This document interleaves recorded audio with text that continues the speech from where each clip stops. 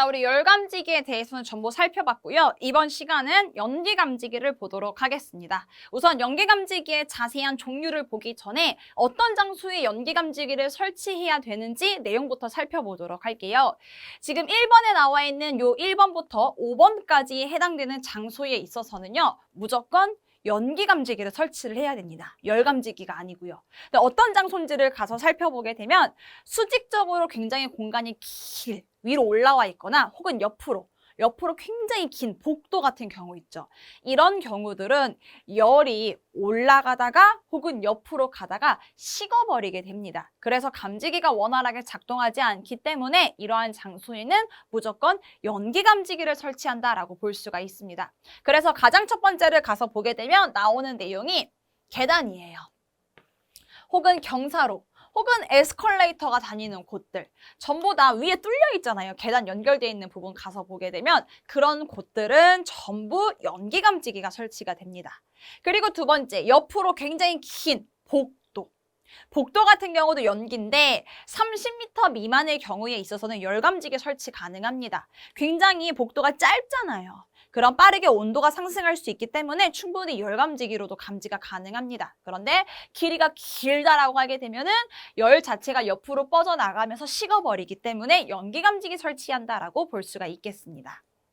자, 그리고 세 번째, 엘리베이터 승강로. 엘리베이터가 왔다 갔다 하는 공간인데 그 공간에도 감지기가 설치가 되는데 이때 설치되는 감지기 같은 경우에 있어서 연기감지기 설치하라는 것이에요.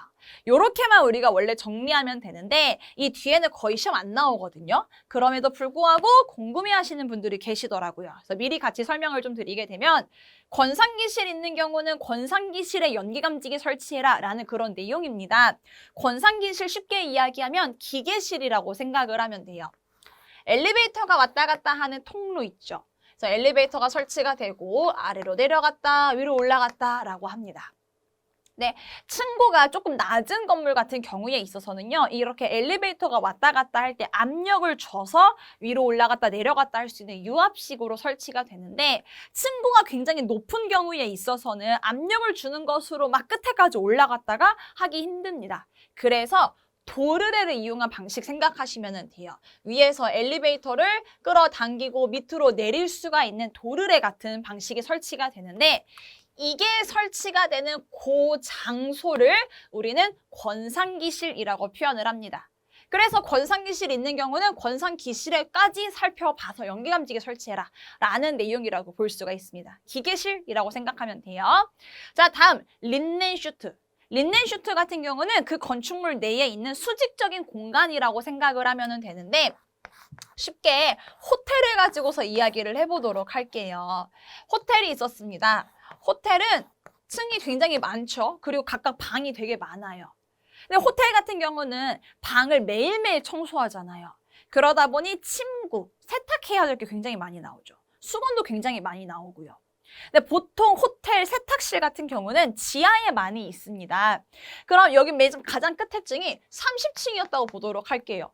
30층에 수거한 빨랫더미 있을 거고 29층에서도 수거한 빨랫더미들이 있을 텐데 이러한 것들을 다 수거해서 언제 또 지하 1층까지 갖다 주고 또 올라갔다 또 내려갔다가 계속 무한 반복을 언제 하고 있겠어요. 그래서 이 건물에는 우리 일반인들은 몰랐어요. 근데 복도 끝을 가서 보게 되면은 복도 끝에 조그마한 문 하나를 만들어 놨습니다. 그 문을 열면은 수직적인 공간이 나오는데 거기에 빨랫더미들을 부으면 되는 거예요.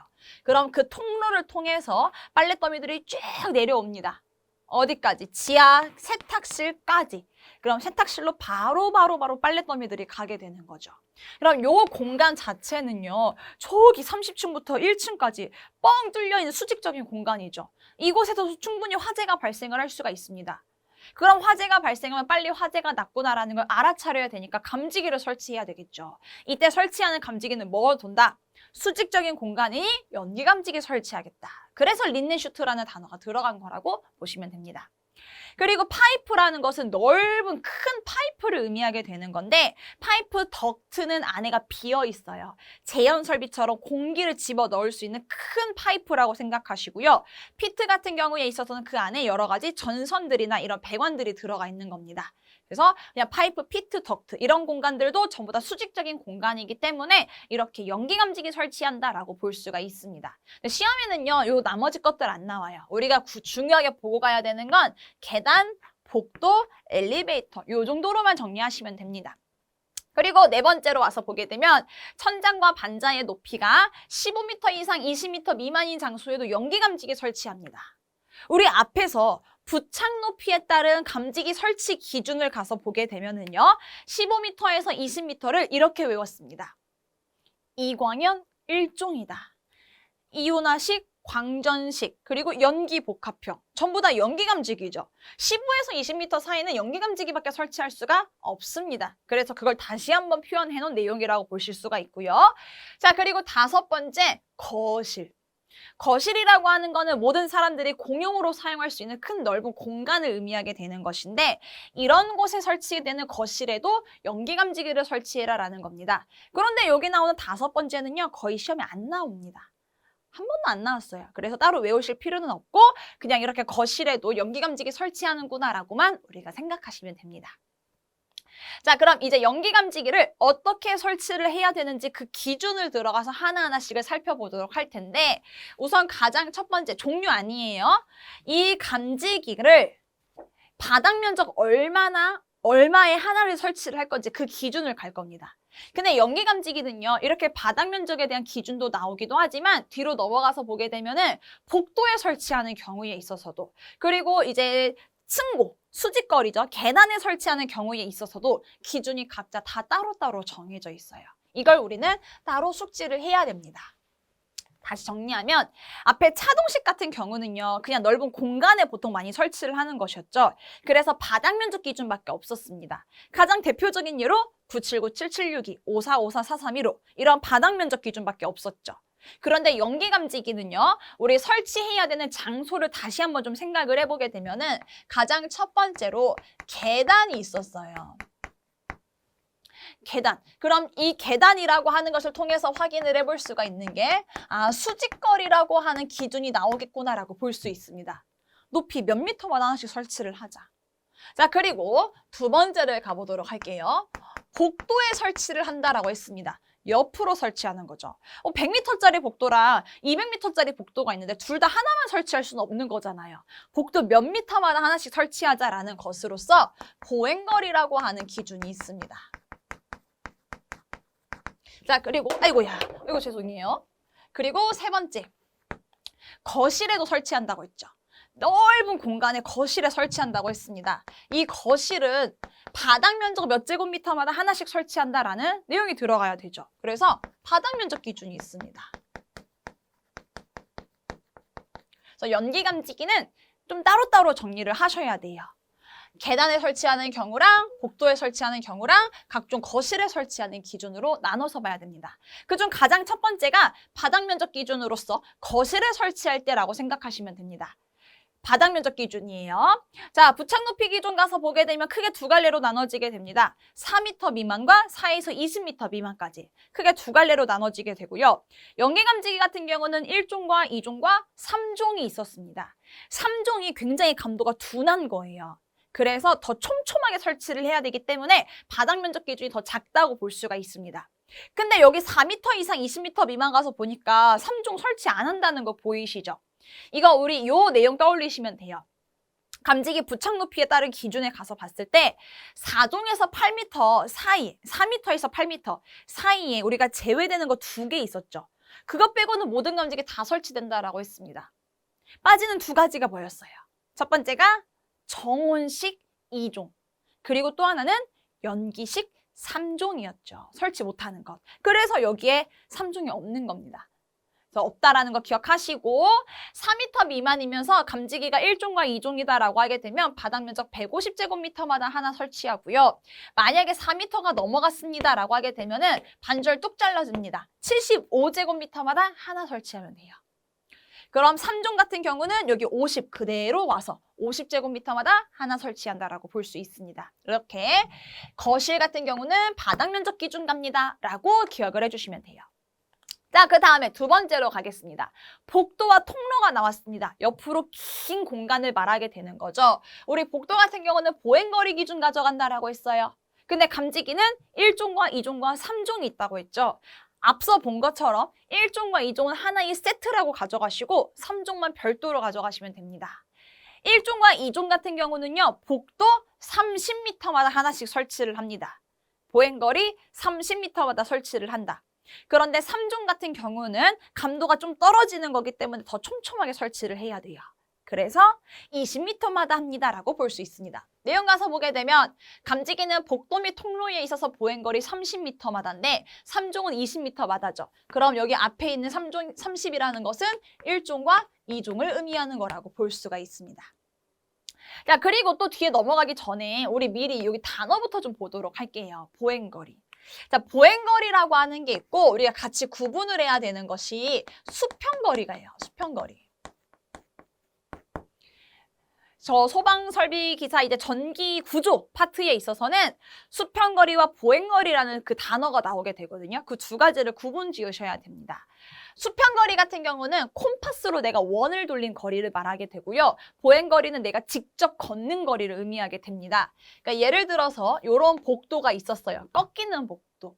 수평거리 10m를 표현해라 라고 나오게 되면은 요 기준으로 수평거리 10m 그려봐. 그러면 반지름으로 10m를 잡고 원을 한 바퀴를 돌립니다. 그럼 요 안에 들어와 있는 복도가 수평거리 10m 안에 들어왔어 라고 이야기를 하는 겁니다. 그럼 보행거리 10m는 어떻게 돼? 같은 지점을 통해서. 그럼 보행거리는 내가 직접 걷는 거리죠. 여기 벽이니까 벽 못 뚫잖아요. 복도 가운데로 걸어가야 되겠죠? 자, 여기서부터 길이를 재면서 쭉 걸어봅니다. 쭉 걸었더니 요게 도착을 했을 때 요 길이가 10m래요. 그럼 이게 보행거리 10m야 라고 우리가 표현을 할 수가 있는 겁니다. 그래서 보행거리는 사람이 직접 걷는 거리고 수평거리는 내가 원을 한 바퀴 돌린 거구나 라고 보시면 돼요. 그럼 감지기 같은 경우는 사람이 걷는 복도에 설치가 되는 거니까 보행거리라는 단어를 쓰는 거라고 보실 수가 있습니다. 자, 그럼 됐어요. 보행거리래요. 그리고 세 번째, 마지막으로 계단 갈게요. 계단과 경사로 같은 경우는 위로 설치가 되죠. 전체적인 높이가 계단이 전체적으로 45m였습니다. 라고 할 수 있습니다. 그러면 45m에 하나만 감지기 설치할 수는 없죠. 몇 미터마다 중간중간에 하나씩 설치를 해라. 그걸 우리는 수직거리라고 표현을 하게 될 것이고요. 수직거리 1종과 2종 같은 경우는 15m마다 설치한다라고 볼 수가 있고 3종은 10m마다라 볼 수가 있습니다. 그래서 수직거리 15인데 3종은 10m죠. 그럼 여기 앞에 말하는 15이라고 하는 거는 1종과 2종이라고 볼 수가 있습니다. 요거 조금 쉽게 외우는 방법 말씀드릴게요. 시험에 잘 나오거든요. 보행거리와 수직거리에 있어서는요. 절반입니다. 보행거리 30m였습니다. 수직거리 15m. 3종 20m였었죠? 그래서 보행거리 20m면은 수직거리는 10m라고 볼 수가 있죠. 절반 잘라가지고.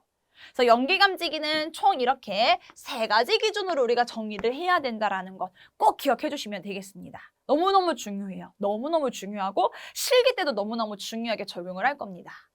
자, 그리고 세 번째, 천장 또는 반자가 낮은 좁은 경우에 있어서는요. 만약에 연기감지기를 설치를 할 거야. 그러면 출입구 가까운 부분에 설치를 하라고 합니다. 왜? 빨리빨리 연기가 밖으로 빠져나갈 거니까.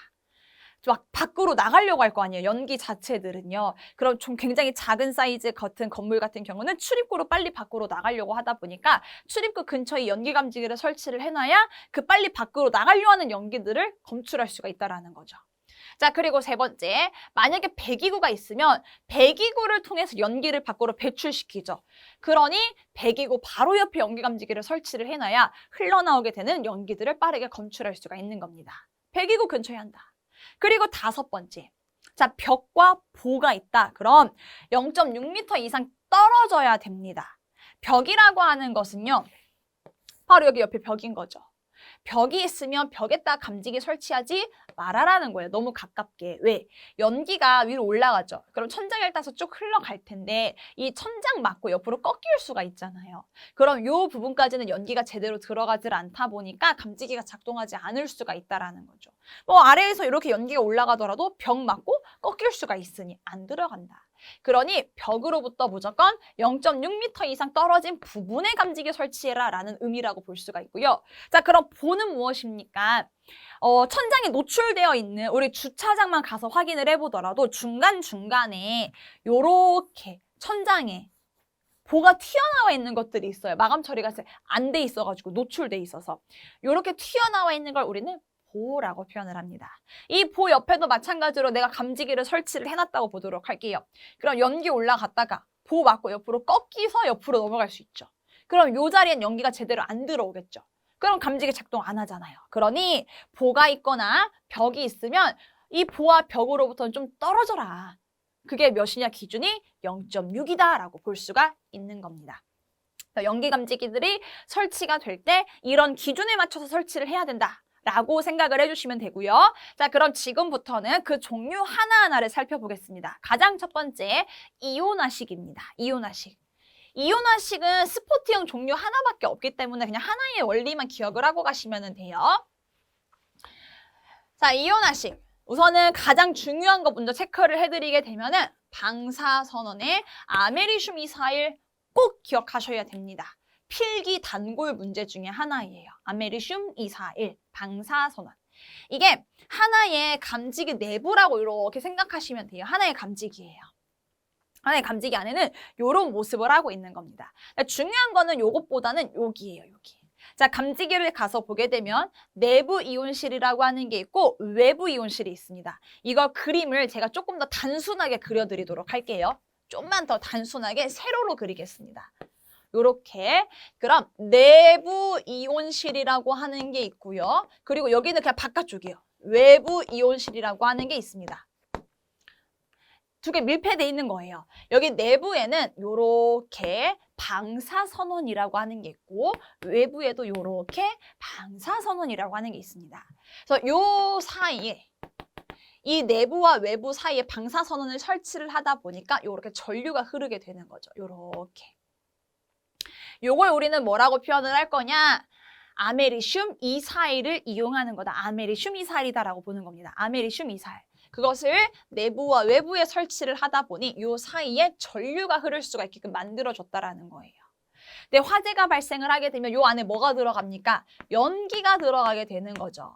근데 연기는 고체 또는 액체, 밀입자라고 했습니다. 그래서 고체와 액체가 요렇게 맞기 시작을 하는 거죠. 연기가 들어와서. 그럼 내부와 외부에서는 전류가 계속 미세하게 흐르고 있었는데 연기 때문에 이 전류량이 감소하죠. 그럼 감지기가 알아차리는 겁니다. 전류값이 줄어들었네. 그 사이에 뭐가 들어왔구나. 연기가 들어왔나 보구나. 그럼 화재가 난 것이야 라고 작동하게 되는 겁니다. 그래서 이온화식을 이온 전류 변화에 따라서 작동하는 감지기다라고 표현을 하게 됩니다. 근데 이 이온 전류 만드는 게 뭐라고요? 아메리슘 이사일. 문제에서 물어볼 거예요. 다음 중 이온화식 스포트형 감지기에서 방사선언으로 이용되는 물질이 무엇이냐? 그러면 아메리슘 이사일 찾아가시면 됩니다. 혹은 이걸 영어로 AM241이다 라고 표현을 하기도 합니다. 요거 찾아가시면 되는 거예요. 뭐 그 이외에도 이러한 회로들로 구성되어 있습니다 라는 내용 정도다 라고만 보시면 됩니다. 그래서 정의를 가서 보게 되면 주위의 공기가 일정 농도의 연기를 포함하는 경우에 작동하는 것이고요. 그래서 좁은 부위 연기에 의해서 이온 전류가 변화되기 때문에 작동되는 것입니다 라고 볼 수 있습니다. 그럼 다시 한번 동작 원리 가서 보게 되면 방사선언 물질 알파선 아메리슘 이사일이라고 하는 것을 투입한다. 그랬더니 내부와 외부 이온실에 이온 전류가 발생을 하게 될 것이고요. 화재가 발생하면 연기가 들어가게 되죠. 그럼 그 연기들에 의해서 이온 전류가 줄어들기 시작합니다. 따라서 화재가 발생했구나라고 작동하게 된다라는 거죠. 이러한 원리다. 그래서 요거는 실기 때도 잘 안 나와요. 보통 필기 때 많이 나오고 뭐만 나온다? 아메리슘 이사일만 나온다라는 겁니다. 실기 때 나오는 건 뒤에 보게 될 광전식 스포트형 감지기. 필기 때도 자주 나오기도 하지만 실기 때도 자주 나오는 것 중에 하나예요. 광전식. 자, 광전식 감지기는 광량 변화에 따라서 작동되는 거다라고 했는데 광전식은요, 우선은 뭐 세 가지로 볼 수가 있는데 저는 우선 크게 두 가지로만 나눠서 설명을 드릴게요. 하나는 스포트형이고요. 그리고 또 하나는 뒤에 나오는 분리형이에요. 우선 크게 이렇게 두 가지로 나누겠습니다. 시험에서는 분리형이 더 잘 나와요. 분리형은 실기 시험에서 단골 문제 중에 하나예요. 꼭 기억하셔야 돼요. 스포트형과 분리형이 있는데 그 두 가지의 가장 큰 차이점은 무엇이냐면 스포트형 감지기는요, 그냥 감지기가 하나예요. 육안으로 봤을 때 그냥 딱 이렇게 감지기 하나, 스포트형. 그런데 분리형이라고 하는 것은 우리가 육안으로 봤을 때 감지기가 두 개처럼 보여요. 근데 얘가 한 세트예요. 이 두 개를 모두 다 설치를 해야만이 감지기 하나가 설치가 됐다라고 표현을 할 수가 있습니다. 그래서 단어 자체가 분리형이라는 단어가 들어가는 것이고요.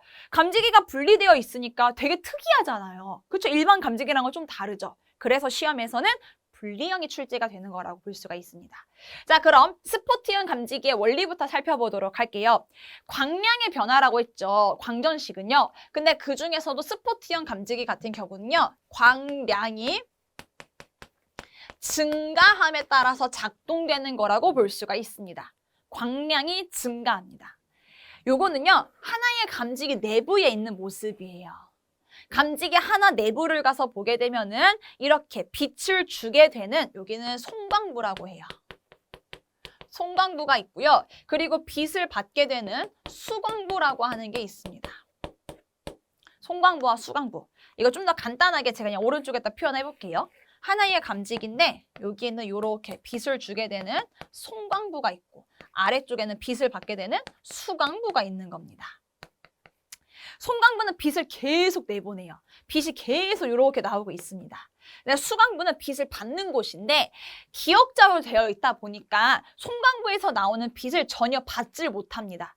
그리고 완벽하게 빛을 조금이라도 받지 않게끔 하기 위해서 여기에다가 여기에다가 하나 더 설치를 하는데 이걸 차광판을 설치를 해요. 차광판. 빛을 차단시켜 버리는 거죠. 그래서 약간이라도 빛이 들어오려고 하는 것을 반사시켜서 절대 수광부에 빛이 못 들어오게끔 막아버립니다. 그래서 수광부는 이렇게 빛을 하나도 안 받고 있어요. 근데 화재가 발생을 하게 됩니다. 이 내부로 뭐가 들어가요? 연기가 들어갑니다. 연기 감지기니까. 근데 연기는 고체 또는 액체의 밀입자죠. 그 액체와 밀입자들이 빛과 만나게 됩니다. 그럼 빛이 빛 자체가 일자로 쭉 나가고 있었는데 중간에 먼지 맞았대요. 먼지 맞고 팅팅 튕겨서 꺾일 수밖에 없겠죠. 그래서 연기 입자들에 의해서 빛이 산란하기 시작을 합니다. 꺾이기 시작했다라는 거죠. 그래서 빛이 꺾이면서 이 수광부로 빛이 조금이라도 쑥 하고 들어간 거예요. 원래는 빛이 아예 안 들어와야 되는데 아주 약간이라도 빛이 꺾여서 들어간 겁니다.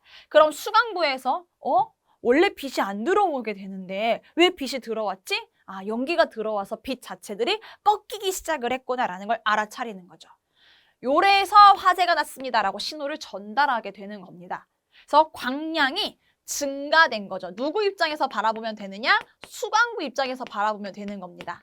빛이 전혀 없었는데 갑자기 빛이 늘어나기 시작을 했다. 그래서 작동하는 걸 차동식 스포트형 감지기라고 표현을 하는 겁니다. 빛의 산란이다라고 표현이 되는 거죠.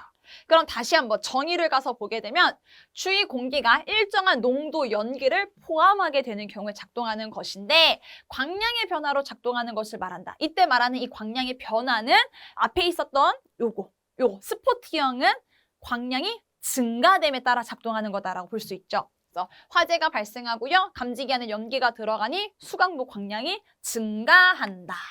그래서 화재가 발생했습니다라는 신호를 전달할 수 있는 거죠. 근데 이것보다 잘 나오는 건 무엇이다? 바로 보게 될 분리형이다. 감지기가 두 개로 되어 있으니까. 그래서 제가 그림으로도 넣어놨습니다. 이게 하나의 실이거든요. 하나의 실인데 앞에서 우리가 스포트형 같은 경우는 하나의 감지기 안에 송광부와 수광부가 둘 다 들어가 있었죠. 분리형 같은 경우는요. 송광부와 수광부가 나눠져 있는 거예요. 그래서 두 개가 하나의 세트라고 보는 겁니다. 한쪽에는 수광부를 설치를 하고 한쪽에는 송광부를 설치를 합니다. 끝과 끝에다가 설치를 하는 거죠. 그래서 분리되어 있는 겁니다. 그럼 이것도 작동을 가서 이야기를 해보게 되면은요. 송광부와 수광부, 빛을 내보내는 건 어디? 송광부. 수강부는 빛을 받는 거죠. 근데 서로를 마주보게 해서 설치를 해놨습니다. 그럼 송광부에서 계속 나가는 빛을 수강부에서는 계속 빛을 받고 있는 상태가 되는 거죠. 주거니 받거니 하고 있는 거죠. 근데 화재가 발생을 해서 연기가 올라가기 시작을 합니다. 연기 자체가 빛을 막아버리는 거예요. 그랬더니 송광부에서 일정하게 나가고 있는 빛이 연기 입자에 의해서 수강부에 도달하지 못하게 됩니다. 빛이 꺾이는 거죠. 그럼 수강부 입장에서는 빛이 제대로 오고 있었는데 갑자기 빛의 양이 감소됐죠. 광량의 변화가 생겼죠. 근데 이거는 빛이 감소한 겁니다. 왜 빛이 일정하게 오다가 줄어들었지? 가운데에 무언가가 꼈구나. 화재가 발생했나? 연기가 나왔구나. 라고 해서 작동하게 되는 원리라고 볼 수가 있습니다. 그래서 광전식 분리형 감지기 같은 경우는 발광부와 수광부, 여기서 말하는 발광부는 송광부예요. 똑같은 말이에요. 송광부와 수광부로 구성되어 있다. 두 가지가 나눠져 있다. 그래서 발광부와 수광부 사이 공간에 일정한 농도 연기가 들어오게 되면은 이때 광량의 변화로 작동을 하게 될 것이다. 그래서 화재가 발생합니다. 감지기 내 연기가 들어가게 될 것이고요. 감지기 내라는 것은 송광부와 수광부 그냥 사이라고 생각하시면 돼요. 그래서 수광부에 있는 빛 자체가 감소하게 된다. 지금 감소 나오죠. 따라서 화재가 났습니다라고 알아차리는 거다라고 보실 수 있습니다. 그래서 광량의 변화인데 이거는 감소구나라고 기억을 하시면서 여기는 설치 기준이 시험에서 정말 잘 나옵니다. 송광부와 수광부를 각각 설치하는 기준이에요. 우리는 그 기준을 잘 살펴봐야 됩니다.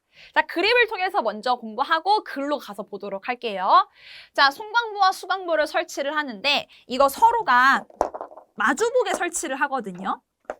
이렇게. 얘가 송광부고 수광부라고 하면은요, 서로 이렇게 마주봐야 돼요. 그래야 빛을 주고받으니까. 그런데 자, 1번 이렇게 설치할 때랑 2번 이렇게 넓게 설치할 때랑 어떤 게 더 좋을까요? 1번, 2번. 2번이 더 좋죠. 왜? 1번은 여기까지밖에 아니죠. 얘가 뒤쪽에 있어서는요. 요 뒷부분은 지금 감지기가 설치가 안 돼 있는 부분이니까 화재가 나든지 안 나든지 이것들을 적절하게 감시를 못하죠. 근데 범위를 넓혀놓게 되면 요 부분까지도 요 범위 안에 들어와 있으니까 화재가 났는지를 알아차릴 수가 있죠. 그럼 그 말은 송광부와 수광부는 서로 길이가 멀면 멀수록 더 넓은 범위를 검출할 수 있다라는 겁니다. 그럼 요 뒷부분이 벽과 가까워야 되겠죠. 벽에 최대한 가깝게 부착돼야 되겠죠. 그래서 송광부와 수광부 같은 경우는요. 그 뒷벽으로부터 여기 벽을 뒷벽이라고 생각하면 돼요. 뒤에 있는 벽이라서 뒷벽과 1m 안으로 들어오게끔 합니다. 즉 최대한으로 벽에 가깝게 부착해라. 그래서 둘 사이에 대한 거리를 넓혀라. 뒷벽 1m 이내라고 보시면 됩니다. 자, 또한 나란한 벽이라는 기준이 한 가지가 더 있어요. 자, 나란한 벽도 갈게요. 나란한 벽은 뭐냐면은 제가 이렇게 설치를 하죠. 그럼 제가 서 있는 입장이 얘의 뒤란 말이에요. 근데 우리 칠판 볼게요. 칠판. 얘랑 바로 옆에 있죠. 그럼 내가 송광부와 수광부를 천장에 이렇게 설치를 할 건데 천장에 가깝게, 옆에 칠판에 가깝게 설치하는 게 좋을까요? 이렇게 봐야 되죠? 여기에 설치하는 게 좋을까요? 아니면은 이렇게 떨어져서 설치를 하는 게 좋을까요? 약간 떨어지는 게 좋아요. 너무 가까우면 안 좋아요. 왜? 너무 가까우면 빛이 나가야 되는데 칠판 맞아요, 빛이. 그래서 칠판과 살짝 떨어진 상태로 부착이 되어 있어야만이 칠판에 영향을 받지 않고 빛으로 잘 나갈 수가 있습니다. 그래서 이걸 나란한 벽이라고 표현을 하는데 나란한 벽으로부터는 떨어져야 된다라는 뜻으로 0.6m 이상이라는 단어가 들어가게 됩니다. 그래서 여기를 이렇게 요 부착되어 있는 걸 요렇게 기억하시면 돼요. 요렇게. 옆에 있는 옆에 벽과는 0.6m 이상 떨어져야 된다. 그래서 얘랑 얘가 정말 바꿔서 시험 많이 나와요. 이상과 이내라는 것도 정말 많이 나와요. 붙여 있어야 되냐? 떨어져 있어야 되느냐? 정말 잘 구분을 하셔야 되는 겁니다. 그래서 이런 기준을 가지고 있다. 그리고 송광부와 수광부 같은 경우에 있어서 주고받는 빛 있죠. 이 빛에 대한 높이는 바닥으로부터 천장까지에 대한 높이를 H라고 표현을 했을 때 H라고 바닥에서 천장을 표현을 했을 때 80% 이상 되는 위치에 설치해야 돼요. 최대한 천장에 가깝게 설치해라는 뜻입니다. 왜? 너무 낮게 설치하면은 사람들이 왔다 갔다 지나다닐 수 있잖아요. 그럼 머리 때문에 빛을 계속 가로막게 되겠죠. 그러니 최대한 걸리적거리는 게 없어야 되니까 천장에 가깝게 해라 라는 뜻으로 80% 이상이어야 된다라는 기준이 있는 겁니다. 그럼 그 내용을 가지고서 내용 정리를 해보게 되면은요. 감지기의 수강면은 우선 햇빛을 받으면 안 된대요. 받으면 안 되죠. 송광부에서 나오는 빛만을 받아야 되니까. 그리고 광축이라고 하는 것. 그냥 빛이 나오는 축이라고 생각을 하시면 됩니다. 송광부와 수광부라고 보면 됩니다. 이 송광부와 수광부는요. 나란한 벽으로부터 0.6m 이상 떨어집니다. 옆으로 좀 나와야 된다는 거죠. 너무 가까우면 칠판에 맞을 수가 있으니까. 그리고 두 번째, 뒷벽 나왔다. 최대한 멀리 떨어져 있어야 되는 거죠, 둘이. 그래서 뒷벽에 가까워야 됩니다. 1m 이내 위치에 설치를 해야 되는 거다. 자, 그리고 광축에 대한 높이는 높게 설치하는 게 좋았습니다. 80% 이상이어야 된다. 자, 그리고 마지막으로 광축의 길이는 공치 감시거리 기준으로 들어와야 된대요. 자, 공칭이라고 하는 단어가 제조사에서 정한 거라고 했죠. 제조사에서 감지기를 만들어서 판매를 할 때 이렇게 말할 겁니다.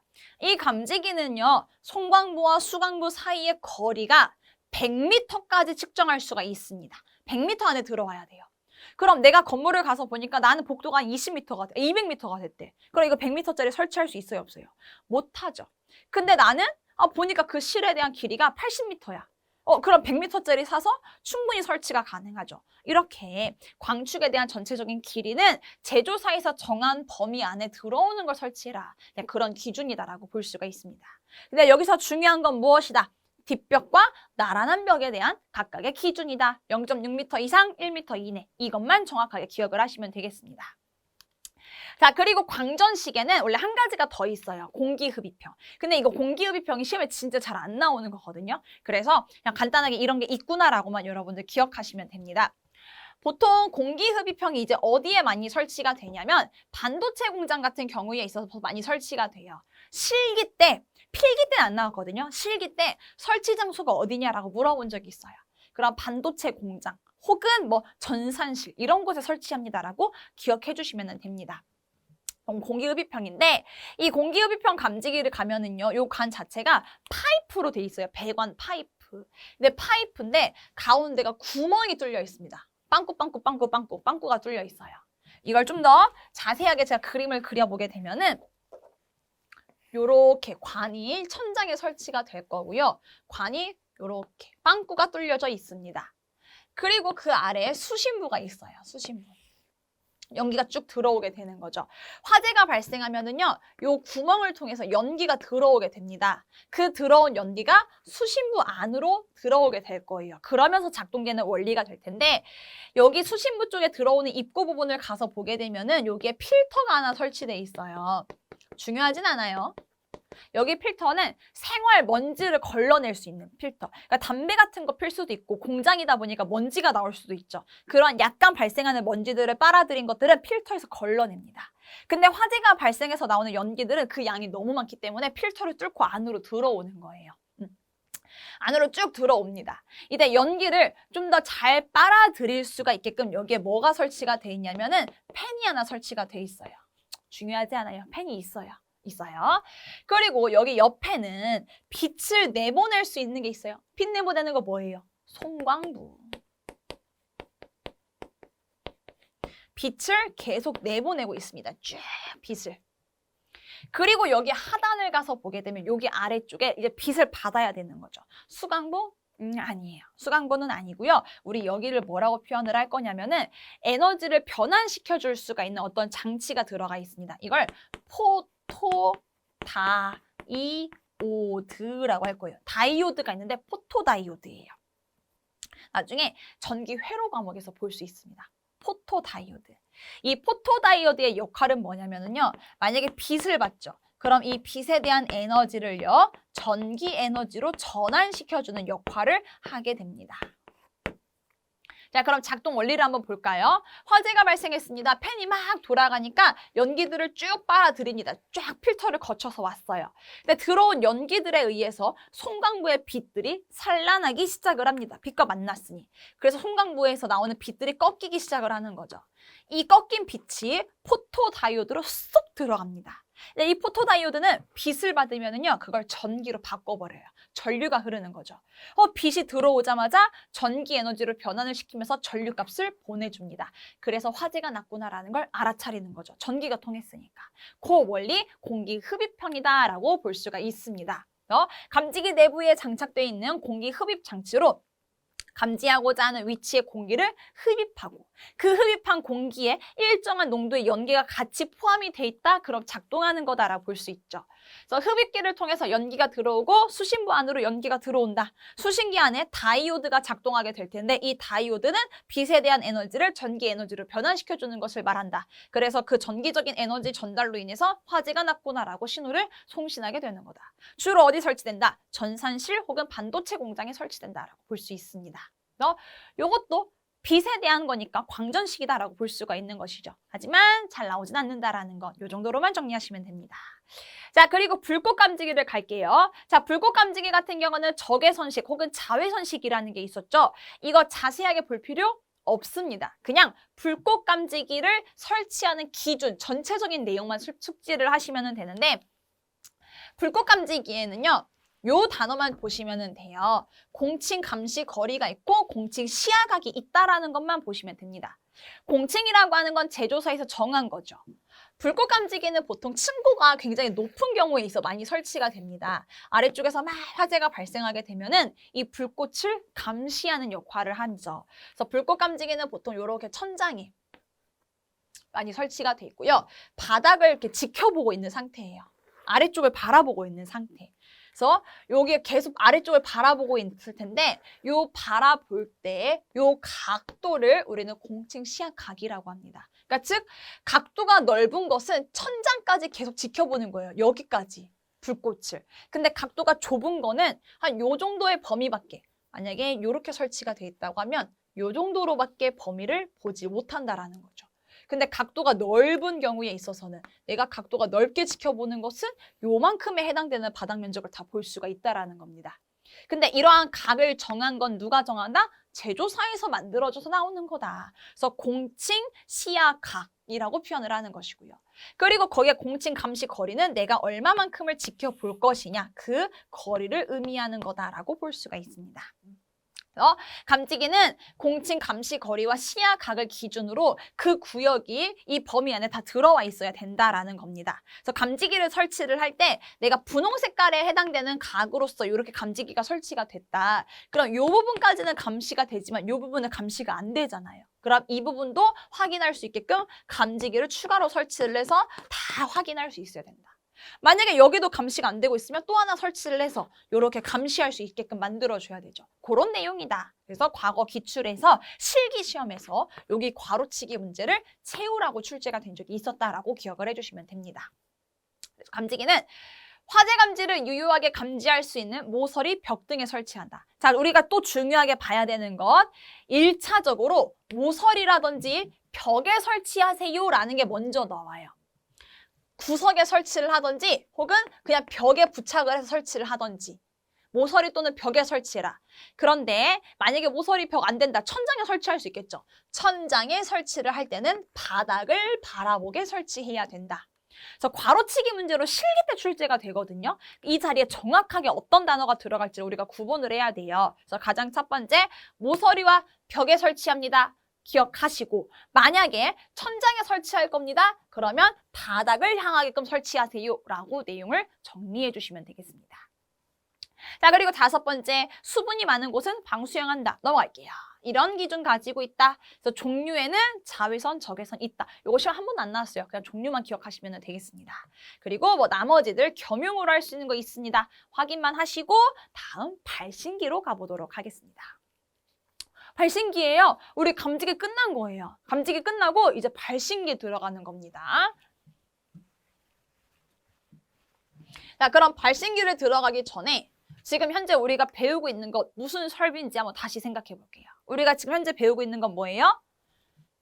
자동, 화재, 탐지, 설비입니다. 이거는 무슨 설비? 그러니까 무슨 시설이에요? 경보 설비. 소방시설 중에서 경보 설비에 해당되는 것이죠. 자, 자동화재 탐지 설비란 무엇이었습니까? 늘 다시 한번 정리해보면 화재가 발생하게 되면은 사람이 수동으로 발신기 버튼을 누를 수가 있고요. 딸까닥 버튼 누르죠. 혹은 사람이 먼저 발견하기 전에 감지기가 먼저 작동을 할 수가 있어요. 발신기. 그리고 사람이 먼저 발견하기 전에 감지기를 통해서 자동으로 화재가 났습니다라는 걸 알아차릴 수가 있죠. 그게 무엇이 됐던지 간에 발신기가 작동하거나 감지기가 작동하게 되면은 신호를 보내줍니다. 누구에게? 수신기에게 신호를 전달하죠. 그럼 수신기는 신호를 받았으니까 빠르게 경종을 울려줘서 사람들에게 알려주게 됩니다. 그래서 우리가 가장 첫 번째로 배운 게 감지기에는 어떤 종류가 있는지, 그리고 그런 감지기들은 어떻게 설치를 해야 되는지 기준을 살펴본 겁니다. 그럼 그 다음으로 볼 건 무엇이냐? 자동 봤으니까 수동 봐야 되겠죠. 발신기에 관련된 내용을 보겠다라는 거예요. 화재 발생 신호를 수신기에게 수동으로 사람이 버튼 누르는 거니까 발신하는 장치를 우리는 발신기라고 한다. 이 발신기도 마찬가지로 종류가 있겠죠. 종류가 여러 가지가 있는데 우리 그냥 한 가지만 외우시면 됩니다. 지금 현재 쓰이고 있고 우리 주변에 설치가 되어 있는 모든 발신기들은요. 전부 다 P형 발신기입니다. P형밖에 없어요. P형 하나예요. P형 하나. 자, 근데 여기서 조금만 더 자세하게 갈게요. 지금 현재는요, P형 발신기 하나밖에 없거든요. 근데 과거 기준을 가서 보시게 되면은 이 P형 발신기가 P형 1급과 P형 2급으로 나눠졌습니다. 원래 1급과 2급의 기준이 달랐어요. 두 가지였어요. 종류 자체가. 근데 이제 법이 개정이 되면서 그냥 P형 발신기다라고 하나로만 묶어줘서 나옵니다. 그 하나는 이제 1급 기준인 거죠. 하지만 여전히 시험에서는 1급과 2급을 구분지어진 상태로 출제가 되고 있습니다. 왜? 지금 현재 설치가 되어 있는 발신기를 가서 보게 되면 바뀐 지 얼마 안 돼가지고 전부 다 1급과 2급이 나눠져서 지금 현장에 설치가 되어 있거든요. 그리고 이제 과거 문제를 가지고서 우리가 문제 은행식으로 시험 출제가 되다 보니까 여전히 1급과 2급을 구분지어서 출제가 되고 있습니다. 그래서 제가 두 가지를 구분짓는 걸 먼저 말씀을 드리고자 해요. 자, 발신기를 확대를 좀 시켜보도록 할게요. 자, 발신기입니다.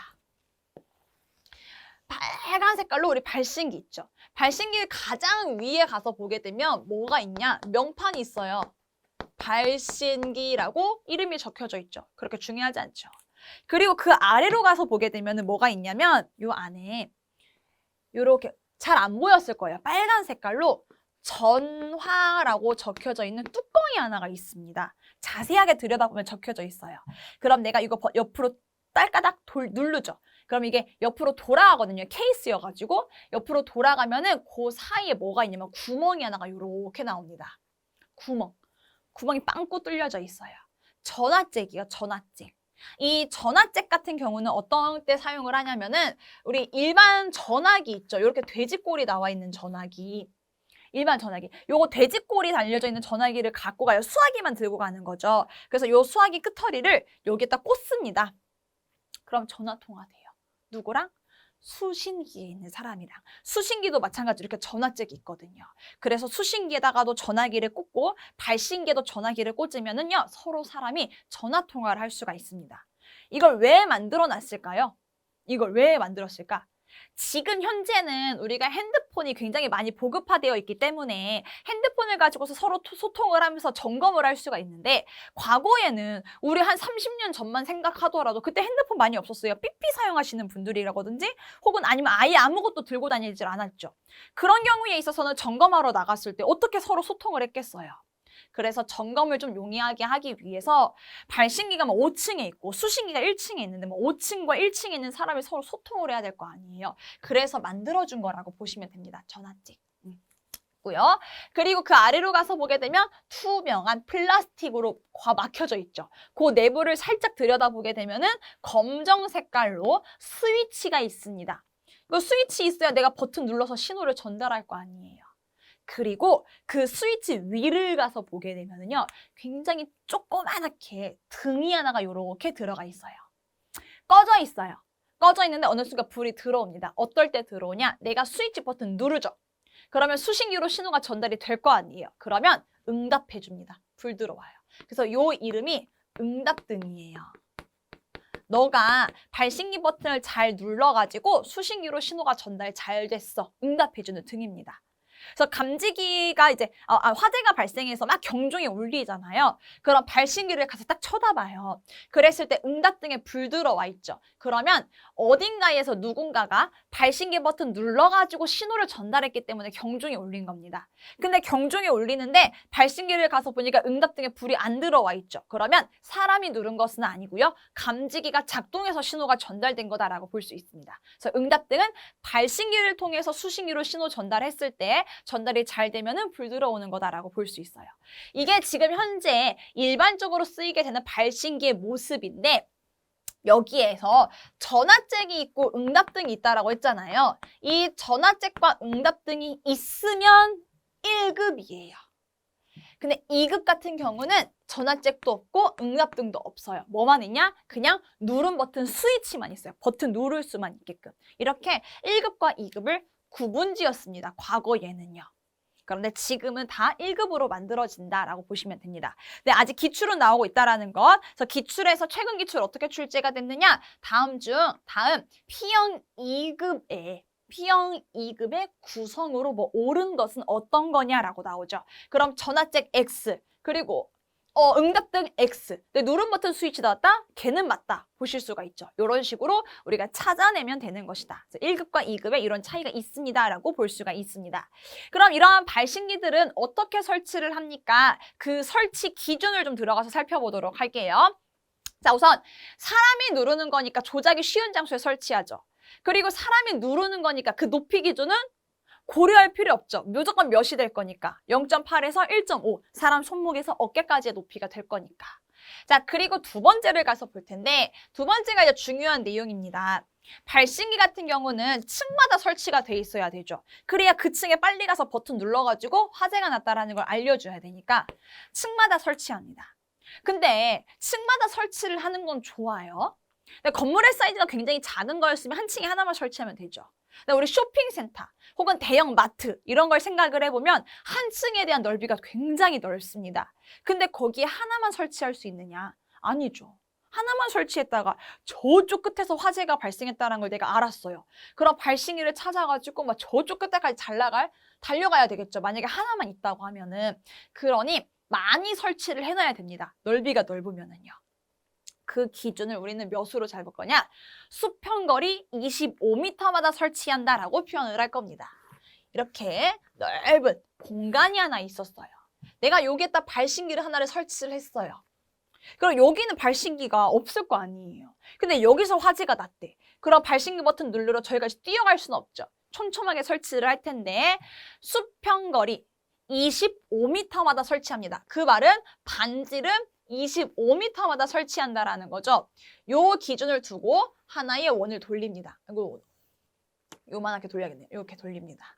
그럼 요 안에서는 요 발신기를 쓰라는 뜻이에요. 여기는 아직 수평거리 안에 안 들어왔잖아요. 그럼 여기에 발신기 하나 설치를 합니다. 그리고 또 수평거리를 한번 쫙 돌려봐요. 여기에 있는 사람은 요 발신기 쓰라는 뜻이에요. 이런 식으로 모든 바닥 면적들이 이렇게 각각의 수평거리 안에 들어올 수 있게끔 추가적으로 설치를 해주게 됩니다. 가운데가 비어져 있다. 가운데에다 이제 뭐 기둥 같은 게 있으면 기둥에다 이제 추가로 설치를 해서 이렇게 모든 전 범위가 수평거리 25m 안에 들어올 수 있게끔 만들어줘야 돼요. 그렇게 개수가 결정되는 거라고 볼 수가 있습니다. 그런데 발신기는 한 가지를 더 고려를 해야 됩니다. 발신기 같은 경우는 사람이 가서 직접 버튼 누르는 거죠. 그러면 뭘 따라가냐? 보행거리라는 기준을 하나를 더 따라가야 됩니다. 보행거리. 이 발신기와 이 발신기 사이의 거리를 재봅니다. 그랬을 때 보행거리가 40m가 넘어가게 되면 가운데 추가 설치해야 돼요. 어떤 경우냐면 이런 경우들은 이제 보통 수평거리 하게 되면은 25m 안에 설치하니까 그 40m 보통 안에 들어오게 되거든요. 복도에 설치하는 경우를 생각을 하시면 좀 더 이해하기 쉬워요. 자, 이렇게 복도가 꼬불거리는 경우예요. 내가 발신기를 설치를 했어요. 그래서 수평거리 25m 안에 들어올 수가 있게끔 이런 식으로 발신기들을 다 설치를 했습니다. 그랬더니 다 수평거리 25m 안에 들어왔대요. 근데 사람이 직접 걸어볼게요. 여기서부터 시작해서 여기까지 걸어보는 겁니다. 근데 이 거리가 40m가 넘어간 거예요. 그러면 여기 가운데 있는 사람은 여기도 가기 애매하고 여기도 가기 애매하다는 거죠. 너무 거리가 멀다 보니까. 그런 경우는 수평거리 안에 들어왔더라도 보행거리가 너무 길다. 여기 가운데에다가 발신기 추가 설치해 라고 법으로 강화시켜 놓은 거예요. 보행거리. 그래서 특정 소방 대상물 층마다 설치를 합니다. 그러면서 발신기의 수평거리가 25m 이하가 되도록 해야 되는 것이고요. 하지만 복도라든지 이런 별도로 구획되어 있는 곳이었는데 그때 보행거리가 40m가 넘어가는 경우는 추가로 무조건 설치해야 됩니다. 라는 내용이라고 보실 수가 있습니다. 네, 세 번째, 이번에도 불구하고 이번의 기준을 초과하는 경우로서 기둥 또는 벽이 설치되지 아니한 대형 공간에 있어서는 가장 가까운 장소의 벽 또는 기둥에 설치한 것으로 하겠다. 이게 어떤 경우냐면 아까 전에 제가 그림 그렸을 때 이렇게 벽에다가 맞춰가지고 전부 다 발신기를 설치를 합니다 라고 했었죠. 이렇게 쭉 설치를 해서 가운데에도 기둥이 있어서 가운데에도 설치를 하면 참 좋아요. 그런데 가운데가 뻥 뚫려 있었던 거죠. 기둥도 없었던 거예요. 여기에 아무리 봐도 발신기를 설치할 수 없었다. 그러면 이 옆에 가운데 발신기 설치되어 있잖아요. 요거 사용하겠다. 그냥 설치된 것으로 보겠다. 완화시켜준 개념이라고 보시면 됩니다. 그런데 요거 3번은 시험 안 나오니까 우리 보실 필요 없고요. 2번에 관련된 내용만 잘 보시면 돼요. 그리고 추가적으로 4번. 4번 같은 내용도 중요해요. 여기 15도와 10이라는 숫자. 자, 여기서 15도와 10이라는 숫자를 기억하셔야 됩니다. 자, 발신기를 설치를 하는 곳을 가서 보게 되면 발신기가 여기 있습니다라고 알려줄 수 있는 표시등이라고 하는 것도 추가적으로 설치를 해야 됩니다. 발신기라고 하는 거는 화재, 재난, 재해가 발생을 했을 때 내가 빨리 가서 버튼 누르는 건데 일반적으로 화재가 발생하게 되면 정전 나죠. 안전돼요. 아무것도 안 보입니다. 그럼 발신기가 어디 있는지도 안 보이잖아요. 난 빨리 가서 버튼 눌러야 되는데. 그래서 발신기 옆에는 항상 표시등이 설치가 되어 있어요. 여기 있어 라고 알려주는 거죠. 근데 우리 발신기 옆에 설치되어 있는 표시등을 가서 보잖아요. 혹시 표시등이 안으로 깊숙이 들어가 있던가요? 아니면 밖으로 나와 있던가요? 보통 밖으로 나와 있죠. 이렇게 볼록 튀어나와 있죠. 왜 볼록 튀어나와 있느냐? 앞에서도 당연히 볼 수 있겠죠. 이렇게 설치가 돼 있으면 앞에서 보이겠죠. 근데 내가 옆에서 볼 수도 있잖아요. 복도다 보니까. 그럼 옆에서 바라봤을 때도 이렇게 등이 튀어나와 있어야만이 내가 옆에서 보인다라는 거예요. 그래서 튀어나오게끔 설치를 한 겁니다. 이때 옆에서 바라봤을 때, 이렇게 위에서 바라봤을 때 이렇게 튀어나온 거예요. 아, 이래서 튀어나온 거구나. 그러면 내가 볼 수 있는 그 기준이 벽에 너무 가까이 붙어 있으면 제대로 안 보일 수 있는데 벽에서 살짝 떨어져서 바라보게 되면 여기에 등이 있어요. 살짝 떨어졌을 때 등이 보이면 되는 거예요.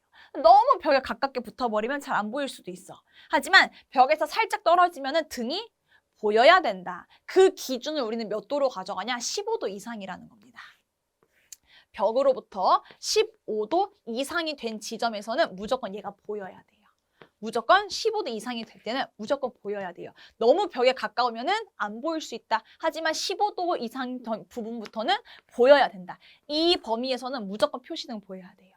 그리고 이 길이 자체가 10m 이내 안에서든 너무 멀면은 안 보이죠. 빛이 밝더라도 너무 멀리에 있으면. 그러니 10m 안의 범위에서는 무조건 보여야 된다. 그 기준으로 벽면으로부터 15도 이상이 되는 지점에서 10m 범위 안에서는 표시등 보여야 됩니다. 그래서 이게 그냥 15도 이하라는 뜻이에요. 15도 이상이 되는 요 범위에서 보여야 된다라는 의미가 되는 거죠. 15도 이상 범위 안에서 10m 이내 어느 곳에서도 쉽게 확인할 수 있는 적색등으로 해야 됩니다라는 거. 야, 적색이라는 것도 기억하시면 돼요. 우리 소방은 모든 등이 적색등입니다. 이따 뒤에서 나중에 우리가 볼 거예요. 한 다다음 시간, 한 3, 4시간 뒤에 보게 될 텐데 소방은 다 적색등인데 유일하게 적색등이 아닌 게 딱 한 가지가 있어요. 미리 말씀드리게 되면 가스 누설 경보기. 가스 표준누설 경보기에는 적색이라는 단어가 나오질 않고요. 이때 황색이라는 단어가 나오게 됩니다. 유일한 예외인 경우고요. 이걸 제외한 나머지는 전부 다 적색 등이라고 표현을 합니다. 자, 그럼 이러한 발신기가 만들어져서 나올 때 형식 승인 및 제품 검사 기술 기준을 받아야 됩니다. 어떤 기준에 적합해야 되는지를 확인을 해보게 되면은 첫 번째, 불연성 또는 난연성 재질이어야 돼요. 그러니까 즉 발신기는 안 타야 된다는 거죠, 불에. 안 타는 재질로 해라. 아예 타지 않는 재질, 잘 타지 않는 재질로 만들어라. 그래서 발신기 외암은 강판으로 우리 보통 많이 사용하죠. 강판을 사용하는 경우에 있어서는 두께가 얼마나 돼야 됩니까? 자, 외암 1.2mm 이상의 두께를 가지고 있어야 됩니다. 1.2예요. 1.2. 하지만 합성 수지의 경우에 있어서는요. 3m 이상이어야 됩니다. 라는 기준을 가지고 있다. 그래서 1.2 그리고 3이다. 기억하시고요. 또한 직접 벽면에 접해서 벽 속에 매립되는 안에 집어넣는 경우래요. 그런 경우에 있어서는 1.6mm 이상이어야 되고요. 벽에 들어갔으니까 벽에 대한 하중도 견뎌야 된다는 거죠. 그래서 더 두껍게 1.6으로 하고요. 그런데 합성 수지 같은 경우는 4mm 이상으로 합니다. 강판의 2.5배래요. 합성 수지가. 그거 계산해 보게 되면은 외암 1.2일 때 합성 수지는 3이고 그냥 벽에 넣었을 때 강판 1.6이면은 합성은 4다라는 기준을 가지고 있습니다. 그래서 여기 나와 있는 요 숫자 같은 경우는요. 이제 필기보다는 주로 실기 때 괄호치기 문제로 한두 번씩 출제가 되고 있습니다. 그래서 우선 체크하셔가지고 2.5배라는 것만 우선 정확하게 기억을 해주시면 되겠고요. 나머지 사항들은 나중에 뭐 기출이라든지 실기 때 좀 더 덧붙여서 우리 암기하도록 하겠습니다. 그래서 필기 때는 그렇게까지 막 엄청 자주 나오는 건 아니고 아주 간혹가다 한 번씩 나오고 있는 사항이라서 지금 우선적으로 외우기보다는 기출문제풀이를 통해서 숙지를 하셔도 충분합니다. 이렇게 발신기에 대한 기준까지 우리는 살펴봤습니다. 그럼 지금 우리가 본 거는 자동화재 탐지 설비 중에 그 구성품 중에 감지기와 발신기까지는 정리를 한 거예요. 화재가 났습니다라고 알아차릴 수 있는 것들이었죠. 그럼 이제 신호를 보내죠. 누구한테? 수신기로 신호를 보내게 됩니다. 그럼 수신기에 관련된 내용들도 우리가 배워야 되겠죠? 그 내용은 우리 다음 시간에 정리를 해보도록 하겠습니다.